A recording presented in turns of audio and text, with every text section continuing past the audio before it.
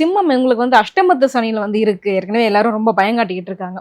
இந்த ராகு கேது பயிற்சி அவங்களுக்கு எப்படி இருக்க போகுது? முதல்ல நீங்க கேட்ட கேள்விக்கு பதில், அட்டமத்து சனி உண்மைதான். 7ஆம் இடத்தில் இருந்த சனி பகவான் கண்டக சனியாக இருந்து விட்டு இப்பொழுது 8ஆம் இடத்திற்கு மீனத்துக்குள் இருக்கிறார். அஷ்டமத்து சனிங்கிறத பற்றி பேசுகிற போது சிம்மம் கடகத்தில் பிறந்தவர்கள் பயம் கொள்ள தேவையில்லை. இப்போ சனி பகவானுடைய நேச்சரே என்னன்னு கேட்டால், அவர் யாரை பார்த்துட்டு இருக்கிறாரோ அவரை போட்டு தள்ளுவார். அதான் சனி பகவான் நேச்சர். குரு வந்து பார்க்கின்ற இடத்திற்கு பலத்தை கொடுப்பார், சனி வந்து பார்க்கின்ற இடத்தை அடிச்சு நொறுக்கிடுவார்.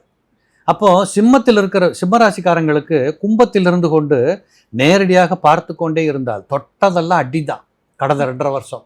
இப்போ அவர் பார்க்கல, நீங்கள் அவரோட கண் பார்வையிலேருந்து எஸ்கேப் ஆயிட்டீங்க. ஒரு டீச்சர் உங்களை எப்போ பார்த்தாலும் கொட்டுறாரு, இப்போ அவர் பார்வையில் இல்லை, நீங்கள் தப்பிச்சுக்கிட்டீங்கன்னு அர்த்தம். அப்போ சனியை பற்றி பயப்பட தேவையில்லை. பட் ராகு அங்கே வந்து உட்கார போகிறார். அப்போ ராகு பகவான் 7ஆம் இடத்துல வந்து அமர்கிற போது நான் ஒரு இடத்துல சொன்னேன் ஏற்கனவே, சனி செய்ய வேண்டிய வேலையைத்தான் ராகு செய்வார், அதான் விதி. அப்போ சனி பகவான் திரும்பவும் 7ஆம் இடத்துல இருந்த மாதிரியே தோணுதே அப்படிங்கிறதா உண்மை.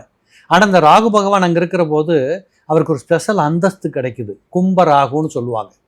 கும்பராகு குடம் கொண்டு கொட்டும்னு பேர். அப்போ அந்த குடம் கொண்டு கொட்டுவது என்ன? மகாலட்சுமி யோகம், தரித்திரங்கள் போகுதுன்னு அர்த்தம். குடம் கொண்டு கொட்டுவது என்ன?